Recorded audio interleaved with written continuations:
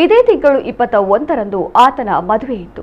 ಮದುವೆ ಆಮಂತ್ರಣ ಪತ್ರಿಕೆಯಲ್ಲಿ ಅಣ್ಣನ ಹೆಸರನ್ನೂ ಹಾಕಿದ್ದ, ಊರಿಗೆಲ್ಲ ಹಂಚಿದ. ದುರಂತ ಅಂದ್ರೆ ಅದೇ ಅಣ್ಣನಿಂದ ಆತ ಹತ್ಯೆಯಾಗಿದ್ದಾನೆ. ಈ ಘಟನೆ ನಡೆದಿರೋದು ಮಂಡ್ಯದ ಮಾಯಪ್ಪನಹಳ್ಳಿಯಲ್ಲಿ. 30 ವರ್ಷದ ಯೋಗೇಶ್ ಕೊಲೆಯಾದಾತ. ಅಣ್ಣ ಲಿಂಗರಾಜು ಮಕ್ಕಳಾದ ಭರತ್ ದರ್ಶನ್ ಜೊತೆ ಸೇರಿ ತಮ್ಮ ಯೋಗೇಶ್ನನ್ನ 28 ಬಾರಿ ಇರಿದು ಕೊಂದಿದ್ದಾನೆ. ಹಲವು ವರ್ಷಗಳಿಂದ ಲಿಂಗರಾಜು ಹಾಗೂ ಯೋಗೇಶ್ ನಡುವೆ ಆಸ್ತಿ ಕಲಹವಿತ್ತಂತೆ. ಆಸ್ತಿ ವಿಷಯಕ್ಕೆ ಆಗಾಗ ಕುಟುಂಬದಲ್ಲಿ ಜಗಳ ನಡೆಯುತ್ತಿತ್ತು.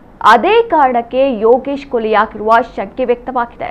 ಕೊಲೆ ಬಳಿಕ ಆರೋಪಿಗಳು ತಲೆಮರೆಸಿಕೊಂಡಿದ್ದಾರೆ.